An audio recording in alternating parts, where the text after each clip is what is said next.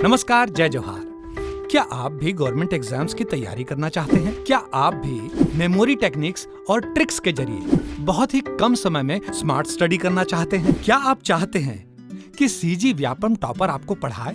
तो डाउनलोड करिए Yogendra Sahu classes app. यहाँ 10 से अधिक गवर्नमेंट एग्जाम्स क्रैक करने वाले और सीजी व्यापम टॉप करने वाले योगेंद्र सर CGPSC और सीजी व्यापम के अंतर्गत होने वाले सभी एग्जाम्स की तैयारी कराएं। तो डाउनलोड करिए Yogendra Sahu classes app to be the best, learn from the best.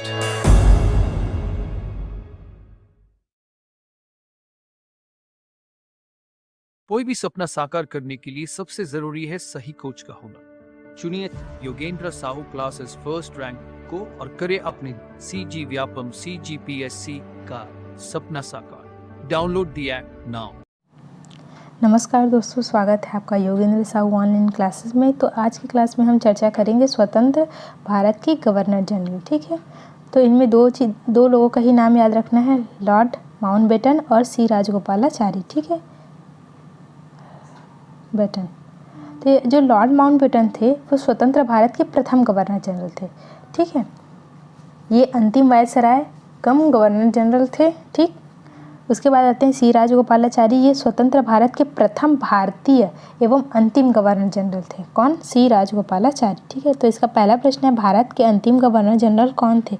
तो कौन थे अंतिम गवर्नर जनरल? सी राजगोपालाचारी थे। और अगर प्रथम भारतीय गवर्नर जनरल बोले तो भी किसका नाम आएगा? सी राजगोपालाचारी का ही नाम आएगा। ठीक, ऑप्शन बी सी इसका राइट आंसर हो जाएगा। स्वतंत्र भारत के प्रथम भारतीय गवर्नर जनरल कौन थे? तो मैंने अभी बताया कि सी राजगोपालाचारी का ही नाम इसमें आएगा। ठीक, स्वतंत्र भारत के प्रथम गवर्नर जनरल कौन थे? तो लॉर्ड माउंटबेटन थे। ठीक है, स्वाधीनता के समय भारत का वायसराय कौन था? तो कौन था? तो लॉर्ड माउंटबेटन थे। ठीक, ऑप्शन डी इसका राइट आंसर हो जाएगा। देखते हैं विविध के प्रश्न। किस गवर्नर जनरल ने डाक और तार विभाग की स्थापना की थी? तो किसने की थी? इनमें से कोई नहीं। किसने की थी? डलहौजी ने की थी, और डलहौजी ऑप्शन में दिया नहीं है। ठीक, डलहौजी ने की थी डाक और तार विभाग का। ठीक, इल्बर्ट बिल कब प्रस्तुत किया गया था? तो कब प्रस्तुत किया गया था? 1883 ईस्वी में। इल्बर्ट बिल किसके काल में आया था? तो लॉर्ड रिपन के काल में आया था। ठीक है, जिसमें भारतीय न्यायाधीशों को यूरोपियों के मुकदमे सुनने का अधिकार दिया गया। किसके काल में आया था? तो रिपन के काल में आया था। रिपन के काल में आया था इल्बर्ट बिल। देखते हैं अगला प्रश्न, निम्नलिखित में से कौन सी जोड़ी सुमेलित है बोल रहा है। ठीक है, तो स्थायी समझौता सेटलमेंट कार्नवालिस ये सुमेलित है। इसने स्थायी बंदोबस्त लागू किया था। कब लागू किया था? 1793 ईस्वी में। ठीक है, भारतीय सिविल सेवा के संबंध में प्रसिद्ध स्टील फ्रेम भाषण निम्नलिखित में से किसने दिया था? तो स्टील फ्रेम भाषण किसने दिया था? तो लॉर्ड जॉर्ज ने दिया था। ठीक है, ऑप्शन डी इसका राइट आंसर हो जाएगा। सूची 1 को सूची 2 से मिलान करना है।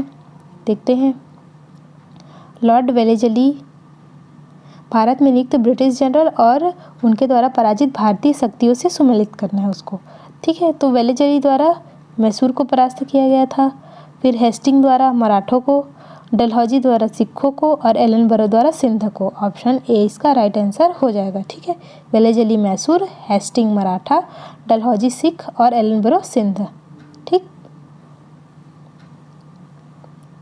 निम्नलिखित में से कौन सी जोड़ी सुमेलित नहीं है बोल रहा है। ठीक, इसका उत्तर विलोपित है, तो इस क्वेश्चन को स्किप करते हैं। इसमें चयन करना है। ठीक, क्लाइव। तो क्लाइव ने क्या किया? तो देखते हैं, बंगाल में दोहरा शासन उन्होंने हमने शुरू में ही पढ़ा था पिछले क्लास में कि रॉबर्ट क्लाइव ने द्वैत शासन लागू किया था, और उसको हटाया कौन था? तो वारेन हेस्टिंग्स ने हटाया था। ठीक है, और बेंटिंग ने मैकाले के नेतृत्व की जो शिक्षा समिति थी उसके बाद अंग्रेजी को शिक्षा का माध्यम बनाया था। ठीक है, मैटकॉफ ने प्रेस से प्रतिबंध को हटाया था। कॉफ़ी पढ़ते हुए हम लोग अखबार पढ़ते हैं, मतलब प्रेस से संबंधित, तो उससे प्रतिबंध कौन हटाया था? तो मैटकॉफ। और कर्जन ने क्या किया था? तो बंगाल विभाजन किया था। ऑप्शन ए इसका राइट आंसर हो जाएगा।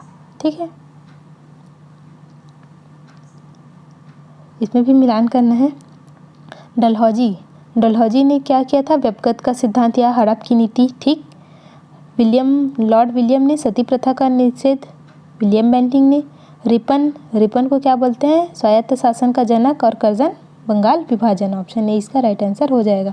पहले अवसर पर भारत के प्रधानमंत्री की नियुक्ति की थी किसने? गवर्नर जनरल ने की थी। ठीक है। कर्नल स्लीमैन कौन थे? कर्नल स्लीमैन कौन थे? तो पिंडारियों का दमन करने वाले थे। ठीक है। और ये किसके काल में हुआ था स्लीमैन वाला? तो ये किसके काल में हुआ था? विलियम बेंटिंक के काल में। इन्होंने ठगी प्रथा का अंत किया था कर्नल स्लीमैन के नेतृत्व में। ठीक है।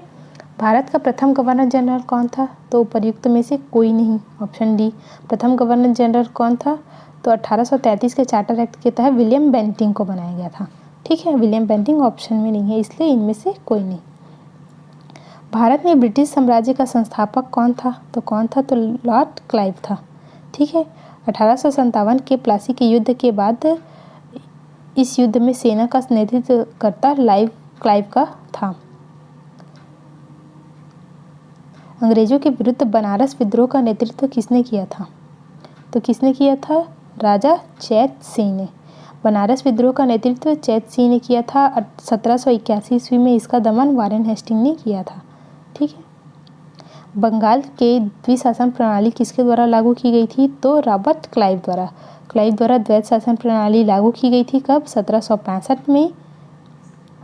इसके साथ ही वारेन हेस्टिंग द्वारा इस द्वैत शासन प्रणाली को समाप्त कर दिया गया था 1772 ईस्वी में। ठीक है। सिक्किम का भारत में विलय किसने किया था? तो किसने किया था? तो डलहौजी ने किया था। डलहौजी ने सिक्किम के राजा के ऊपर 2 अंग्रेजों के साथ दुर्व्यवहार का आरोप लगाया था और सिक्किम को अंग्रेजी साम्राज्य में मिला लिया था। ठीक है। तो सिक्किम को किसने मिलाया भारत में? तो डलहौजी ने। असैनिक प्रशासन 1905 के संदर्भ में कौन सा कथन सही है? ठीक है। तो लॉर्ड कर्जन ने प्रांतीय सीमाओं को पुनर्गठित करने का निर्णय लिया। पूर्वी बंगाल और आसाम नामक नया प्रांत बनाया। तो दोनों सही हैं। ऑप्शन बी 1 और 2 दोनों सही हैं। कर्जन ने 1905 में बंगाल को 2 भागों में विभाजित किया, जिसमें पूर्वी बंगाल और आसाम को एक नया प्रांत बनाया तथा पश्चिम बंगाल में बंगाल, बिहार, उड़ीसा और छोटा नागपुर को शामिल कर सीमाओं को पुनर्गठित किया। ठीक है। तो आज के लिए इतना ही। मिलते हैं नेक्स्ट वीडियो में। अगर आपको किसी भी प्रकार का डाउट हो तो आप कमेंट बॉक्स में पूछिए और साथ ही ऐसे ही वीडियो देखने के लिए जुड़े रहिए योगेन साहू क्लासेस के साथ। धन्यवाद।